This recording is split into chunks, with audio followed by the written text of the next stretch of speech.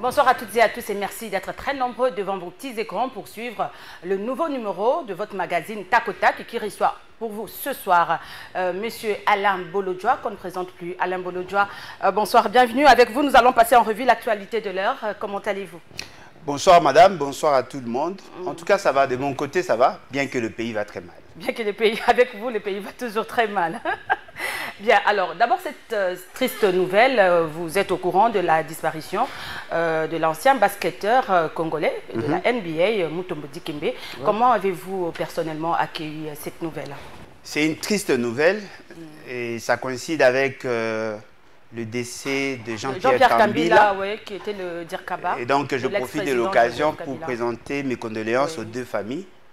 Je connaissais personnellement le vieux Jean-Pierre et j'étais fasciné par les exploits de mon aîné Mutombo Dikembe. Peut-être que d'aucuns ne le savent pas, il était parmi, je dirais, il avait acheté une maison pour sa famille à Lupin, l'avenue Mbama, et puis il était parmi les premières personnes à avoir investi dans les galeries dans notre quartier. Il a construit une galerie juste en face de mon église là-bas. Je le voyais de loin, mais je l'appréciais. C'est vraiment un grand esprit. Un hôpital ici, une école à effectivement, une école, oui. Donc, vraiment... Et même l'hôpital, c'était parmi les hôpitaux qui avaient beaucoup de technicité et surtout beaucoup d'appareils pour les examens approfondis. Et il a placé ça à Tchang, précisément. En tout cas, paix à son âme, hein, sa mort a suscité beaucoup de réactions sur les réseaux sociaux. C'est un monsieur qui est décédé à l'âge de 58 ans, suite d'un cancer de cerveau. Voilà. Paix à son âme, paix à l'âme aussi de Jean-Pierre Kambila, un monsieur très objectif que j'appréciais beaucoup. Nous allons parler de Martin Fayulu, parlons un peu de ces dialogues proposés par Martin Fayulu pour une cohésion nationale. Comment avez-vous trouvé d'abord l'idée de Martin Fayulu, puisque le président aussi a réagi à ces sujets? Bon, c'est un mort-né. Hein. Il a pris l'initiative de lancer dans ces débats. Et apparemment, personne n'a répondu favorablement à son appel. Il doit tirer toutes les conséquences. Ce qui est vrai, nous sommes d'accord sur le diagnostic. Voyez-vous, les raisons avancées sont fondées. Le pays est en train de dérailler. Il y a des problèmes d'ordre sécuritaire, des problèmes d'ordre sociaux qui, effectivement, sont connus du public. Mais ce n'était pas une solution par rapport à ça. Demander aux Congolais ou aux politiciens congolais de se mettre autour d'une table. Martin Fayulu a dit que c'est le peuple qui a demandé ces dialogues. Par référendum? C'est ce qu'il a dit. Hein. Oui, mais le peuple a demandé par quel mécanisme? Le peuple s'est déjà prononcé sur ce genre de faits.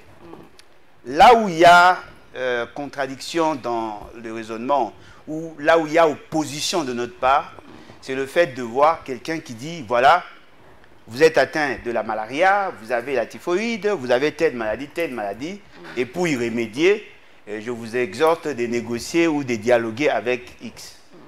Non. Vous avez déjà fait un bon diagnostic. Mais la thérapie préconisée n'a rien à voir. S'il y a une situation sécuritaire dans la partie Est, la grande question, quels sont les instruments mis en place pour que nous arrivions à juguler la situation? Nous avons l'armée, nous avons les services de renseignement, nous avons la police, nous avons la diplomatie, nous avons les médias. Ce sont des instruments commis pour résoudre cette question. Est-ce que ces instruments ont-ils été utilisés de manière optimale? Non. Naturellement, la conséquence logique serait la sanction de personnes qui auraient reçu le mandat pour utiliser ces instruments. Ce n'est pas le dialogue. La question sociale, ça relève de la gouvernance au quotidien. En réalité, on devait sanctionner des gens qui ont empiré la situation. Et donc, je considère que les diagnostics tel qu'établi par M. Martin Fayulu était fondé, mais la solution ne peut pas être le dialogue.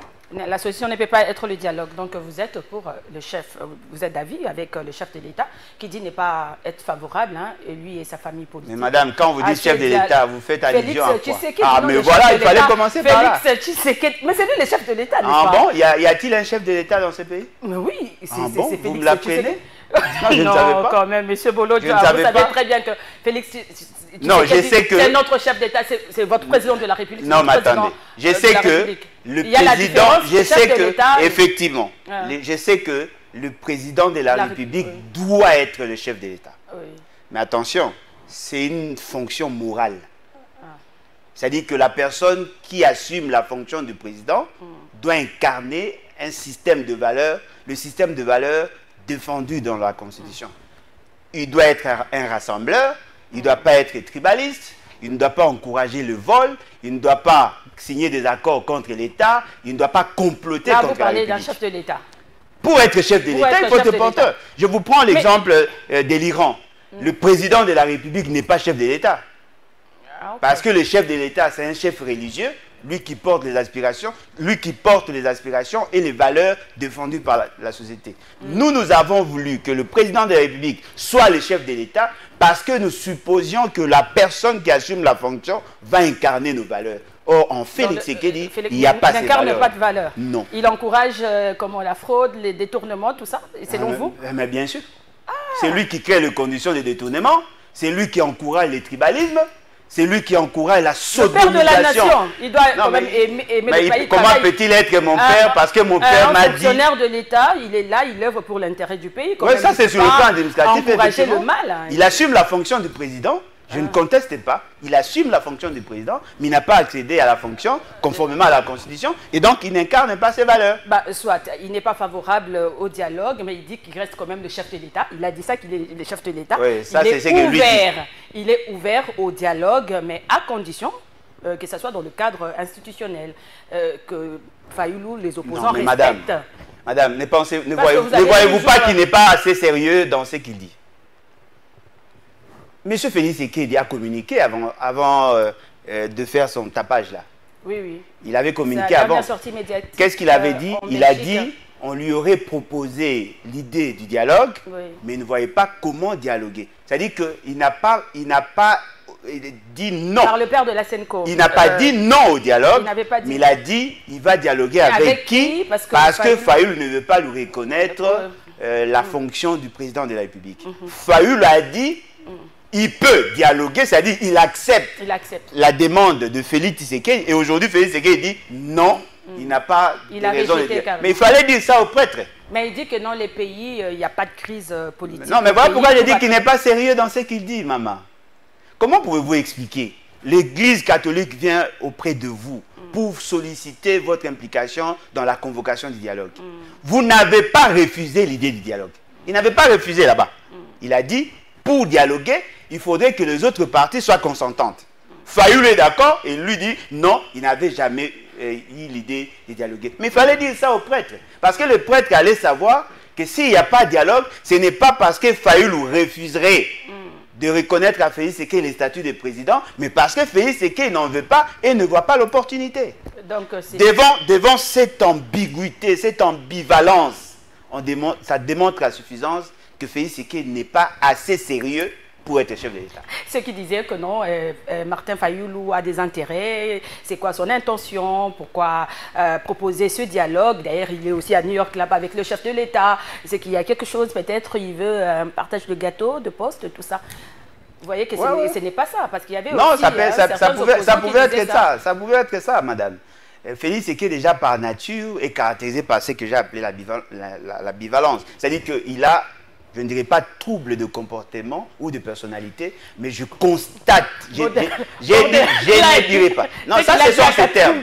Ça ce sont ses termes à lui. Selon vous, il est aussi... Non, moi je ne dis pas ça. Je ne dis pas ça. Je ne dirais pas ça, mais ça donne l'impression d'avoir en face quelqu'un qui n'est pas assez stable dans ses convictions. Félix Tshisekedi ne veut pas les dialogues avec Fayoulou. Moi non plus. Je ne peux pas demander à la classe politique d'aller dialoguer avec un monsieur qui n'a jamais respecté sa parole. Je ne peux pas demander, moi, à la population, de soutenir l'idée du dialogue avec quelqu'un qui a comploté contre la République. nous allons dialoguer avec des criminels. Mais à la fin, il y aura quoi? On va accorder un chèque en blanc à tous ceux qui ont violé la loi. Ne pensez pas qu'on va innover. Ne pensez pas qu'on va inventer la roue. Non, nous avons eu des dialogues. C'est grâce au dialogue que les criminels tels que Bemba, Mbusa Nyamwisi, Roger Lumbala et consorts ont été amnistiés. Ils sont aujourd'hui au pouvoir. Criminels. Non mais bon, des anciens criminels. Soyez un peu modérés dans vos propos. Non, j'ai dit, Oui. nous avons eu le dialogue intercongolais à Sun City avec des criminels. Mais Kabila disait toujours que les dialogues restent permanents. Il faut toujours parler. Non, mais ça c'est Kabila. Bon. Mais on lui reproche ça aujourd'hui, le fait d'avoir accepté d'intégrer Bemba avec l'Ougandais, Ruberwa avec le Rwanda, Mbusa Nyamwisi avec le Rwanda, Roger Lumbala avec l'Ouganda. C'est ce qu'on lui reproche aujourd'hui avec l'infiltration, d'après ce qu'on présente à certains esprits. Alors, si Félix Tshisekedi le fait aujourd'hui, ça ne va rien changer. Rien du tout. Mais c'est vrai que le chef de l'État a dit que non, il n'y a pas de crise politique au pays. Mais moi, qu'est-ce qu'il en sait? La crise est interne par rapport à la situation sécuritaire du pays. Vous le savez, il y a ces processus de Luanda où on a demandé de dialoguer et le chef de l'État n'était pas d'accord de dialoguer avec le M23. Selon lui, les M23 n'existent pas. Les M23, c'est une coquille vide. Hein. Même Patrick Mouyaya l'a aussi dit. Et ben voilà. Mais Martin Fayulu a proposé ce dialogue pour une cohésion nationale. Parce que selon Martin Fayulu, la crise est interne, pas seulement externe. Il faut qu'on... Bon, les politiques se mettent ensemble. Joseph Kabila face à Félix Tshisekedi, Nanga, tous les fils du pays, pour trouver une solution. Non mais madame, vous parlez des fils du pays, vous citez 3 personnes.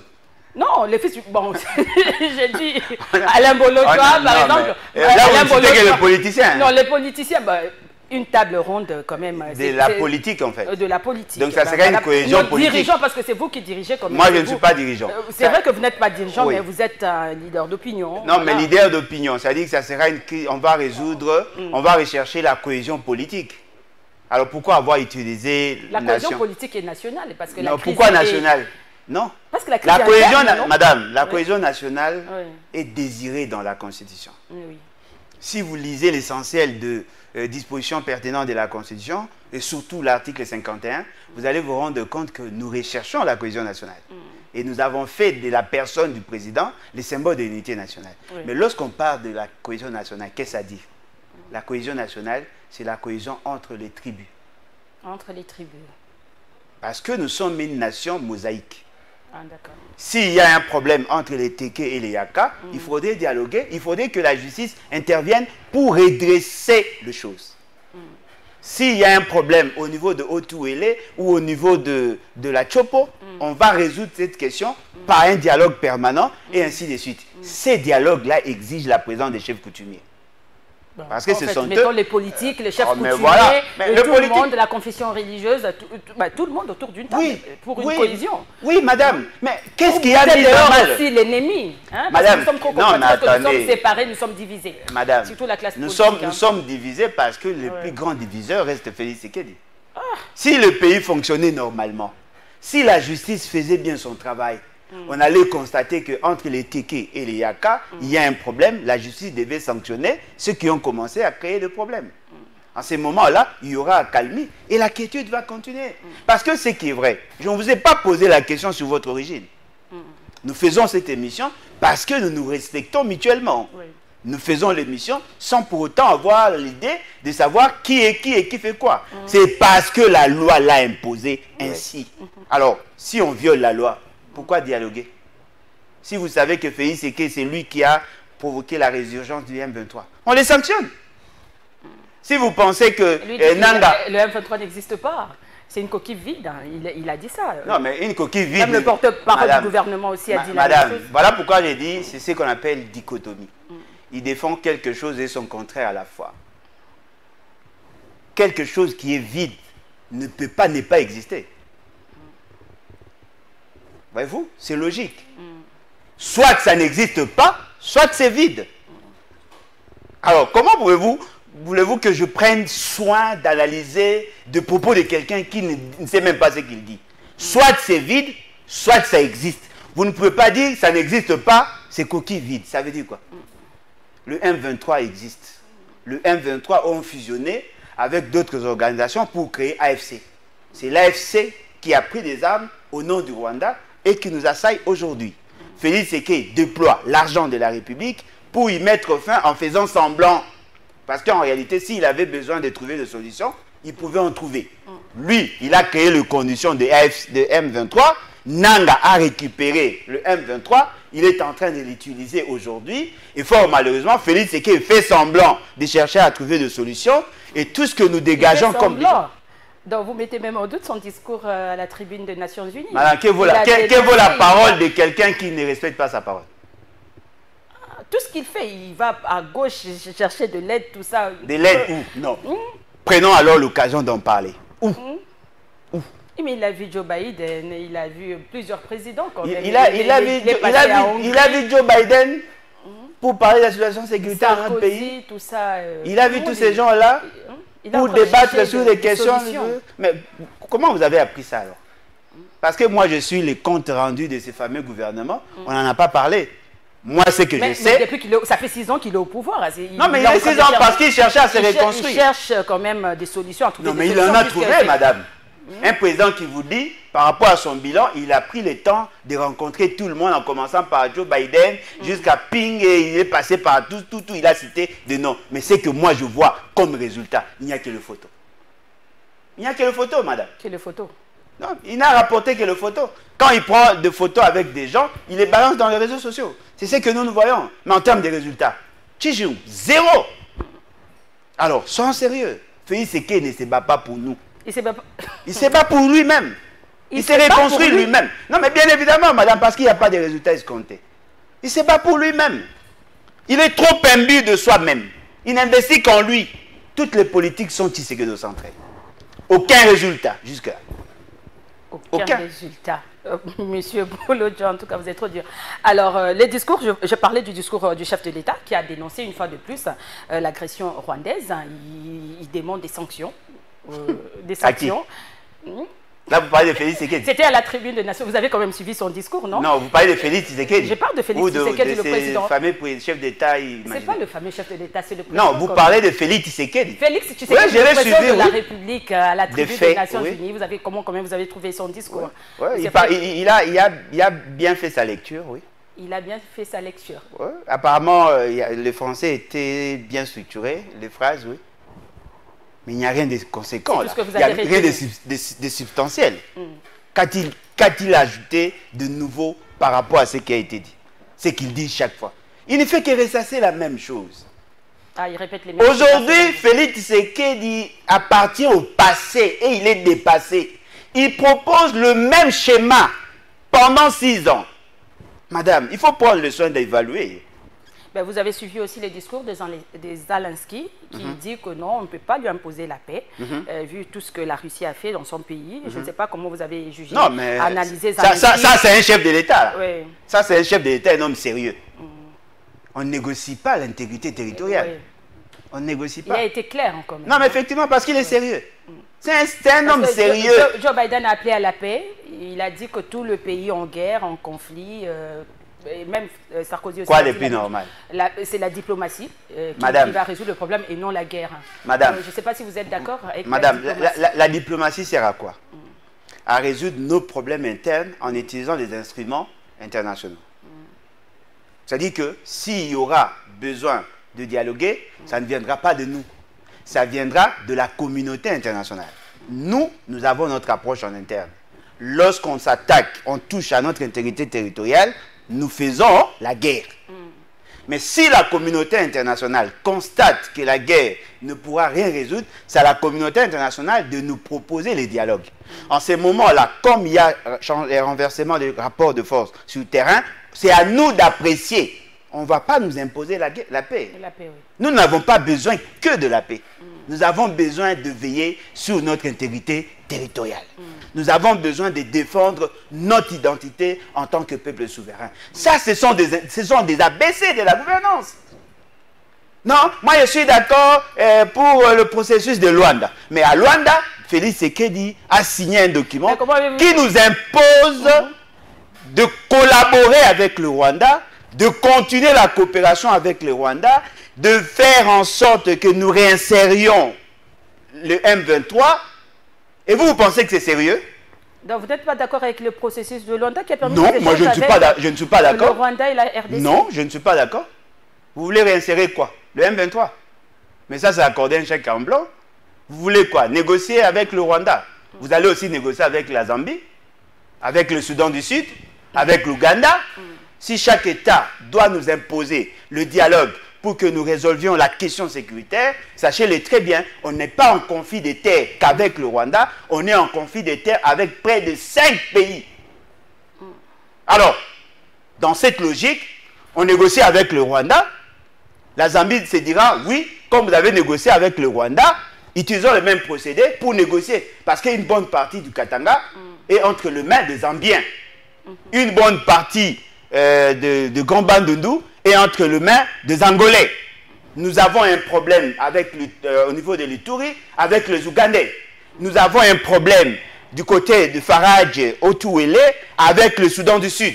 Alors, devons-nous dialoguer pour que nous préservions notre intégrité territoriale? Non. Alors, faisons la guerre. Faisons la guerre. C'est la guerre qui est... Madame, vous n'allez plus travailler, vous n'allez plus passer sur les plateaux de télévision quand même. Et vous pensez que c'est ça la finalité d'un État sérieux?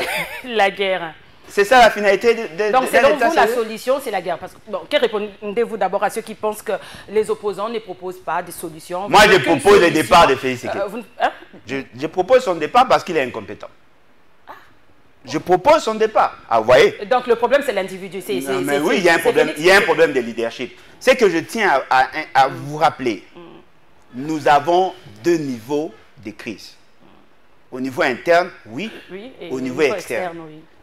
L'externe profitant des facteurs endogènes, ça justifie la déstabilisation au niveau externe.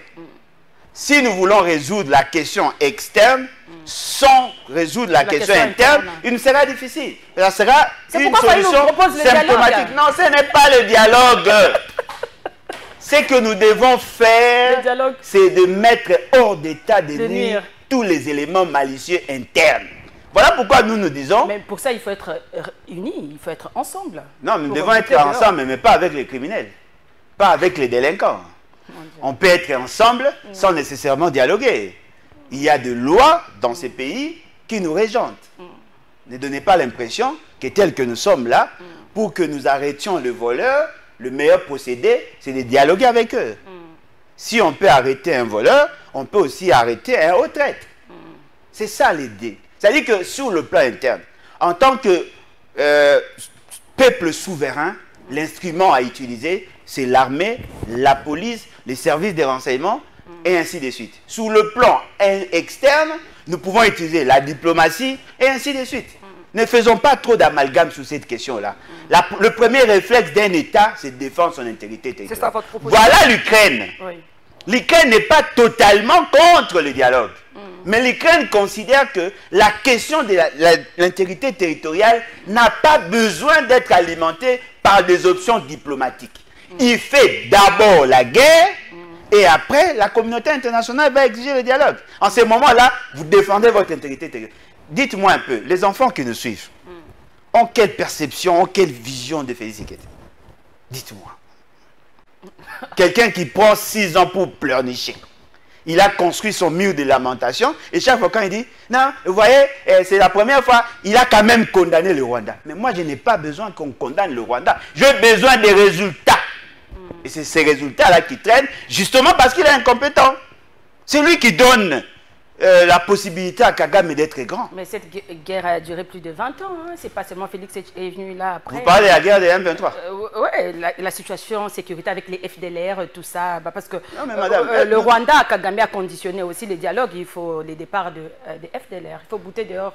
La RDC doit bouter dehors. Bouter dehors où? FDLR, qui est dans l'Est. Non, mais parce qu'on sait que Félix Tshisekedi n'est pas assez sérieux dans ce qu'il fait. Comment voulez-vous qu'on nous exige à nous de bouter dehors de Rwandais qui sont chez nous sous statut de réfugiés? Parce que Kagame sait qu'il n'y a rien de sérieux là. Madame, les FDR sont sous la charge de qui? HR. Il faut dire ça à Félix Tshisekedi. C'est l'HR qui nous a amené ces gens. Depuis 1994. En 1994, Papa Kengo avait refusé. Le secrétaire général des Nations Unies, le président français, l'administration américaine nous ont imposé au nom de la solidarité internationale. Ils sont venus chez nous. Nous avons voulu les désarmer. La communauté internationale nous a dit, niet, il faut les recevoir. Nous les avons reçus. C'est que nous avons demandé en son temps le dialogue inter-rwandais. Parce que s'il y avait dialogue inter-rwandais, probablement le reste allait rentrer. Et nous avons démontré à la face du monde que nous étions de bonne foi. Savez-vous que Félix Tshisekedi avait signé une coopération militaire avec le Rwanda pour traquer les FDLR? Ils ont échoué. N'oubliez pas que Laurent Désiré Kabila, en entrant ici, c'était un prétexte pour l'AFDEL. Ils se sont battus jusqu'à renverser Mobutu. Jusqu'en 1998, 2 ans, ils n'ont pas su résoudre ces problèmes. Joseph Kabila leur a permis de mener des opérations. Ça a échoué. Ils ont eu à faire encore les RCD. Qu'est-ce qui s'est passé? Le RCD a occupé cet espace pendant toutes ces années. Ça a échoué. C'est que Félix Tshisekedi doit savoir. Le Rwanda ne se bat pas pour les minéraux. Le Rwanda se bat pour des raisons identitaires et historiques. Ils veulent récupérer, ils veulent avoir Rutshuru et Masisi. Parce que dans leur entendement, ces 2 territoires appartiendraient aux ancêtres rwandais. C'est ce que James Kabarebe a dit lors d'une conférence débat. Il y a ici, dans ce pays, un évêque catholique qui a dit, vous là, ne vous appelez pas le Banyamulenge. Il faut reconnaître votre vraie identité. Vous êtes de Rwandais. Vous n'êtes pas de Congolais. C'est-à-dire qu'il les prépare en leur disant, voilà, vous êtes de Rwandais, exigez plutôt la récupération de ces terres et de l'annexer au Rwanda. C'est ça le problème en fait, c'est un problème de terre. Alors, comment un président qui n'a même pas la maîtrise des questions, les mal est trop profond, on ne sait pas comment. Bon, j'espère seulement que nous allons nous en sortir, parce que ça ne va pas. La guerre a vraiment trop duré, les gens meurent tous les jours, et la situation sécuritaire, c'est pas seulement dans l'est du pays, même ici à Kinshasa aussi, à Mwanda, l'insécurité, moi j'étais à Mwanda dernièrement, à Matadi, en tout cas, l'insécurité bat son plein, donc je ne sais pas comment... Il y a l'électricité là-bas, madame? Il n'y a pas d'électricité à Pardon? Mwanda.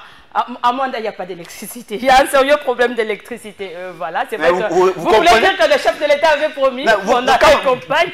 Quand vous dites chef de l'État, vous faites allusion à quoi? Madame, comment pouvez-vous accepter qu'il y ait un menteur à la tête du pays? On a dit aux gens, d'abord, je tiens à rappeler que l'État a mis à la disposition de Mwanda 192 millions de dollars pour construire une centrale électrique à base de gaz lors du programme 100 jours. 192 millions de dollars. Je tiens à vous rappeler, Félix Tshisekedi a promis lors de la campagne que le 20 décembre, il y aurait l'électricité. 8 mois après, 9 mois après, vous me dites ici devant tout le monde qu'il n'y a pas d'électricité là-bas. Bah, j'étais là, moi j'étais là. Donc vous confirmez qu'il n'y a pas d'électricité? Donc il a menti alors. Je suis journaliste quand même, et je suis allé faire un constat là-bas. J'étais invité par rapport à la situation sécuritaire à Matadi et à Mwanda, en tout cas, la population s'est plainte. Donc les dirigeants, les autorités doivent faire quelque chose. Voilà. Alors parlons un peu de l'arrestation de cette Kikouni. Kikouni a été transféré à Makala après plusieurs semaines de détention à l'ANR. Aujourd'hui, il est transféré. D'ailleurs, l'opposition avait organisé un sit-in devant le palais de justice. Vous étiez présent d'ailleurs, et les images. Je ne sais pas si la régie peut nous aider avec les images. Ben voilà. Est-ce que vous avez obtenu gain de cause parce que vous avez demandé la libération des prisonniers politiques et puis vous avez dénoncé aussi la répression? Bon, en tout cas, ce qui est vrai, le mémo n'a pas été déposé ces jours-là. Mais vous avez remis, j'ai vu à d'autres... Ça, c'est juste une copie. Ah, c'était une copie. Oui, notre mémo n'était pas adressé à M.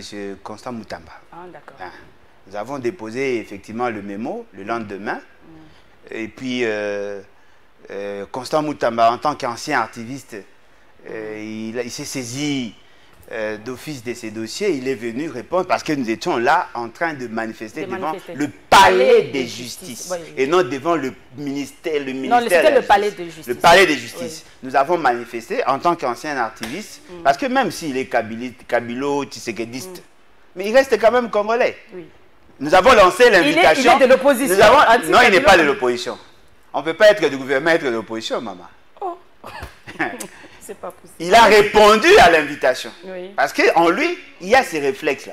Il a répondu, parce que nous avons invité tout le Congolais. Oui. Si Félix Tshisekedi était au pays, il allait aussi venir manifester. Il est venu manifester, et pendant qu'il manifestait, certains, pas moi, certains lui ont rappelé qu'il était activiste, tout ça. Ils lui ont donné une copie qui était destinée à la lecture. Il a le document. Premier réflexe, il a réagi sur un dossier. Il s'est saisi d'office du dossier Jacques Ndala. Ça, c'est déjà un bon signe. Ça, c'est à son niveau. Mais tout ce que nous avons dit, ça ne dépend pas de lui. Parce que la question dont on fait mention dans les mémos, c'était d'abord par rapport au comportement de Félix Tshisekedi et des services. C'est-à-dire que Félix Tshisekedi utilise à sa guise les services pour traquer les opposants et le membre de la société civile. Et donc, c'est au gouvernement de trancher sur cette question. Et nous avons appris par la suite qu'ils auraient transféré Jacques Ndala au niveau de la prison, et cette Kikouni au niveau de la prison. Nous constatons que ces gens-là n'ont aucun respect. Qu'est-ce qu'on lui reproche à cette Kikouni? Non, mais je ne sais pas, par rapport à toutes les arrestations, selon vous, la démocratie serait-elle en péril sous Fachi? Non, mais Félix Tshisekedi ne veut pas être démocrate, c'est un fasciste.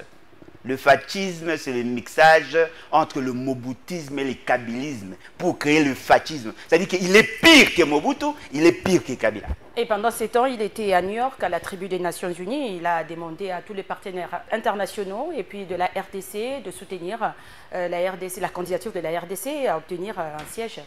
Oui, mais il est déjà antithèse de ce qu'il dit. Le droit de l'homme. Il est déjà antithèse de ce qu'il dit. Par rapport à toutes ces arrestations. Non, mais bien évidemment, comment un non-démocrate peut-il demander que les autres respectent la démocratie? Comment quelqu'un qui ne respecte pas le droit et libertés individuelles peut-il demander le respect des droits de l'homme? Demander à la population, à tous les partenaires de rejeter la candidature de la RDC. Non, mais n'oubliez pas que tous ces partenaires ont des ambassades ici. Lorsque vous arrivez dans un pays qui sollicite la défense des droits de l'homme, mais qui s'est permis tout de même de faire arrêter Jacques Ndala, les sodomiser, et vous pensez que dans un pays sérieux, dans un monde qui se veut un monde de valeurs, on peut faire passer ça. C'est vrai cette affaire vraiment de Jacques Ndala? Oui, c'est vrai, madame. Il a été sodomisé à l'ANR, donc l'ANR est devenu un lieu de fornication? Non, mais l'ANR est constitué des humains. Et pourtant, le chef de l'État avait promis de fermer tous les cachets. Chef de l'État, c'est qui? On va revenir encore sur le même débat. Appelez-le M. Félix Tshisekedi. Mettez-moi à l'aise, madame. Le problème, c'est que Jacques Ndala, le connaissant, est prêt, même à se déshabiller, devant qui le veut. Wow. Ce que je vous dis, c'est ce qu'il m'a dit. D'accord. Parce que, non. J'espère seulement que la justice va faire son travail. Non, mais il est prêt à se déshabiller. Ce qui est vrai. Peut-être les gens ne le savent pas. Ces gens ici du pouvoir sont méthodiques, bien qu'ils ne sont pas assez malins pour nous duper. Vous savez comment ils se sont pris? Ils ont d'abord commencé à sanctionner Jacques Ndala, lui interdisant de faire des déclarations. Et puis en même temps, le dossier a ressurgi. Alors comment voulez-vous qu'il donne son point de vue? Ne sentez-vous pas qu'il y a un vide? Parce que ceux qui l'attaquent n'ont pas de réaction. Il ne peut pas réagir. Parce qu'on lui a privé le droit de parler. Ouais, je l'avais appelé même, il a dit qu'il ne peut pas. Oui, il ne peut pas. Il ne peut pas parce qu'on lui interdit de donner la version des faits. Mais ceux qui l'attaquent, et la dame tous les temps. Qui a parlé de ça, qui a fait violer Jacques Ndala, tout ça, est-ce que... Bon, non, elle n'a pas fait violer, mais elle a participé dans l'exécution d'un plan concocté par le pouvoir. Parce qu'elle vous dit qu'elle n'a pas été payée. Elle n'a pas été payée, elle a été appréhendée à Brazzaville et puis transférée... Pour autre fait. Pour autre fait. Pour autre fait, elle a été arrêtée du fait que Félix Tshisekedi n'était pas content d'elle. Ce n'est pas parce que nous avons fait pression pour qu'on arrête. C'est elle qui a dit ça. J'espère seulement que la justice va faire son travail. Alors, rapidement, révision de la Constitution. Révision ou changement? Changement ou révision. Voilà. Changement de la Constitution, ça fait débat. Le débat est ouvert. Non, ce n'est pas ouvert. Non. Non. On doit nous dire, ils veulent la révision ou les changements. On ne peut pas débattre sur tout, maman. Mais la révision ou les changements, la révision même dans la Constitution. La révision est constitutionnelle, mais il y a deux exigences. Il faut nous garantir sur l'opportunité et la pertinence. Les changements n'est pas constitutionnel, et donc tout celui qui en parle Et anticonstitutionnel. Et anticonstitutionnel. Eh bien, vous avez fait quand même l'économie. Hein. Une question économique. Vous le savez, le chef de l'État était en Chine. Hein. Il a participé à un forum, hein, Chine-Afrique. Et nous avons appris que 2 membres du gouvernement, le VPM de transport et le ministre du commerce extérieur, hein, ont été choisis de travailler pour comment faire gagner à la RDC une grosse part de 50 milliards de dollars américains accordés à l'Afrique. Qu'est-ce qui doit être fait selon vous? Non, ils doivent démissionner parce qu'ils n'ont pas assez de compétences, de volonté pour y arriver. Parce que déjà au départ, il faudrait avoir un gouvernement sérieux. Madame, comment pouvez-vous expliquer un gouvernement dont le programme serait présenté devant le Parlement ne soit pas en mesure de capter des fonds disponibles? Parce qu'on suppose qu'ils ont des projets, non? Oui. Ils ont un programme. Et dans ces programmes, il y a des projets. Ils ne peuvent qu'extirper quelques projets et puis solliciter des financements. Même s'ils sollicitent des financements, qui va les gérer? Parce qu'ils sont caractérisés par l'esprit du détournement de fonds publics. Ah. Madame, on met à la disposition de l'Afrique combien? 50 milliards. Et vous pensez qu'on a détourné combien depuis que nous sommes avec Félix Tshisekedi? Plus de 5 milliards 400 millions. Présumé détournement parce que jusque-là, personne... Oui, mais présumé montant aussi pour la captation. C'est quand même grave. Des gens qui détournent ici, mais qui veulent mettre en place des instruments pour capter des fonds extérieurs. Mais que font-ils de l'argent que l'on mobilise à partir d'ici? La même Chine a signé 2 contrats avec nous. Le premier contrat avec Kabila, ils nous doivent près de 3 milliards de dollars. Félix Tshisekedi aurait signé un contrat avec Alingate de 7 milliards 500 millions. Ça nous fait au total un paquet de 10 milliards ou 11 milliards de dollars. Alors, commençons d'abord à bien gérer ça, parce que jusque-là, nous ne sentons rien. N'est-ce pas que Nani, comment il s'appelle, Jules Alingate, il s'est déployé. Non, on a révisé le contrat chinois. Nous sommes arrivés à 7 milliards 500 millions. Qu'avez-vous fait de cet argent, de cette opportunité? Commençons d'abord par là, parce que c'est ce qui est surprenant. Nous avons besoin de 154 000 km de route. Si nous pouvons avoir 15 milliards de dollars dans ces pays, on va relier toute la République. Ah, c'est ça aussi. Hein, alors, pourquoi cherchez-vous des projets alors que nous savons que si on relance le secteur de transport, ça va booster tout le reste de l'économie? C'est qui sous-entend quoi? Grève PEB transporteur Isali, il y a carrément non, le VPM de transport était à Matadi aussi. Hein, donc, donc voilà, pour changer un peu. Il n'a aucune solution. Il n'a aucune solution. Il va trouver des solutions. Il est allé là-bas pour écouter doléances et transporteur. Non, mais pourquoi doit-il se déplacer pour trouver des solutions à des petits problèmes? Parce qu'ils n'ont pas de solution, maman. Bemba est problème. Bemba est problème. Ouais, il ne pouvait pas être là. 3 mois, gouvernement souminois, bilan, positif ou négatif? Hein? Non, mais non, c'est à eux de présenter les bilans. Qu'ont-ils prévu à moyen terme, à court terme, pour que nous arrivions à évaluer? Parce que c'est que je vois, il n'y a que des harmonies, dysfonctionnements, il n'y a pas une bonne coordination. Chaque ministre est autonome, il fait ce qu'il veut, il fait ce qu'il pense. Il y a un problème de coordination. Cela sous-entend que madame n'a pas un sens de leadership. Le ministre, quand même, de la justice aussi. Du cosmétique, oui. Comment ça? Il a libéré plus de 120 prisonniers. Oui, mais comment? Des prisonniers malades. Oui, mais comment? Il a libéré, oui, mais comment? Peut-il nous donner des fiches de chaque détenu libéré? Des fiches. A-t-il des fiches? Vous êtes contre cette libération? Non, je ne suis pas contre la libération, je suis contre le comment cela a-t-il été fait. Ah, d'accord. Ouais. Parce que nous sommes dans la gouvernance. Libérer, c'est une bonne chose. Lorsque quelqu'un recouvre la liberté, c'est une bonne chose. Mais ce n'est pas comme ça que l'État doit fonctionner. L'État doit avoir des fiches de chacun. Il y a des gens qui sont sortis là, ils n'avaient même pas de mobilité. Ils n'avaient même pas de vêtements. Ils n'ont rien, ils n'ont même pas l'argent des transports. La plupart d'entre eux sont malades. Alors qu'en prison, ils mangeaient 3 fois. Il y a des soins de santé. On leur a donné des lits et tout ça. Ils vivaient dans de bonnes conditions. Mais ce que nous avons vu là, ce ne sont pas des humains en tant que tels. Oui, c'est ça aussi. Alors, ce qui sous-entend que l'État est démissionnaire. Et donc, tout ce qu'on voit là, c'est du pipeau, c'est du vent. Bien, Alain Bolodja, un mot de la fin, on va se dire au revoir. Cette émission est terminée déjà. Je ne sais pas si vous avez un mot de la fin. Je pense que nous devons avoir des dirigeants sérieux. Très sérieux. pas ce que nous voyons là. Voilà. C'est tout. Merci, merci chers téléspectateurs, merci de nous avoir suivis. Je rappelle que j'avais reçu pour vous Alain Boulodjoa, et vous le connaissez, on ne présente plus. C'est avec lui qu'on est passé en revue l'actualité de l'heure. Merci à l'équipe technique, merci à vous de nous avoir suivis. Au revoir et à la prochaine.